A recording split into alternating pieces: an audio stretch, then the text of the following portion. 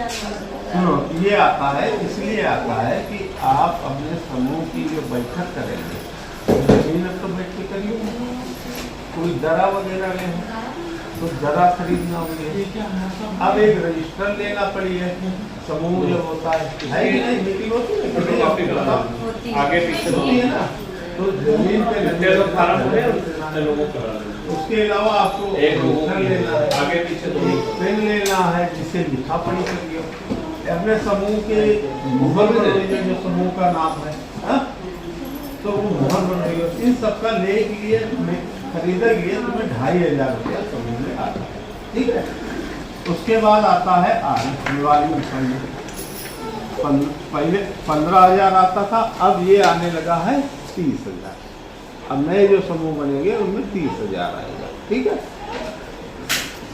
अब ये 30,000 या जो पहले पुराने थे वहाँ 15,000 है।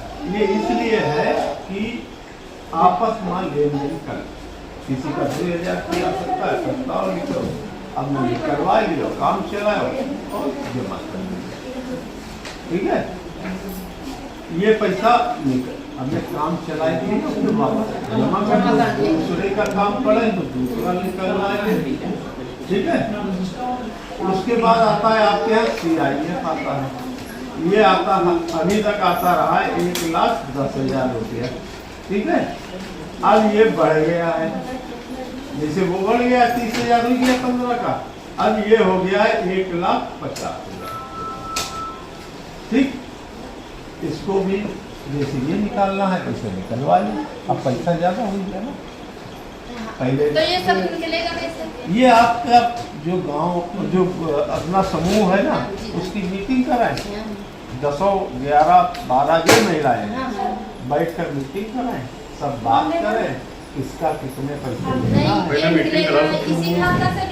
ये समूह के खाते में रहेगा और समूह खाते से जिसको जितना लेना है उसके खाते में, व्यक्तिगत खाते में ट्रांसफर लीजिए, ठीक है।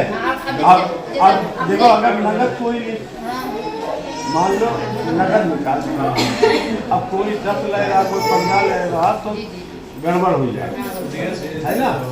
तो खाते में ट्रांसफर करा लो तो और अपने समूह को ही तय करना है कि कितना हम इस पे ब्याज लगाएं। सरकार कोई ब्याज नहीं देगी। अब ब्याज जैसे मान लो अगर कोई पैसा गांव में लिया जाता है तो 5%, 10% जमींदार वो ले लेता है साहूकार, इसमें ऐसा कुछ है।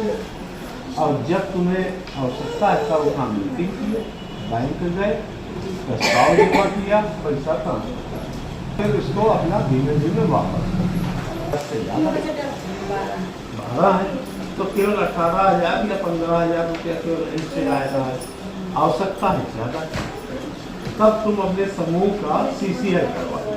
CCL मतलब कैश क्रेडिट लिंक।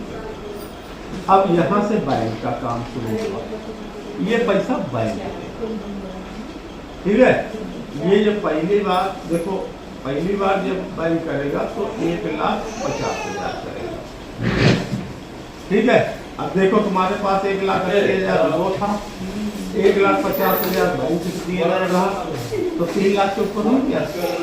अगर बड़ा काम कुछ करना चाह रही हो, जो काम कर रही हो का बड़ा करना चाह रही हो, बढ़ाना चाह रही हो, तो आप पैसा लेने जाते हो। अब ये चूंकि पैसा बैंक से आपको मिला है तो इस पे ब्याज बैंक लेगा, बैंक ब्याज लेता है 7%।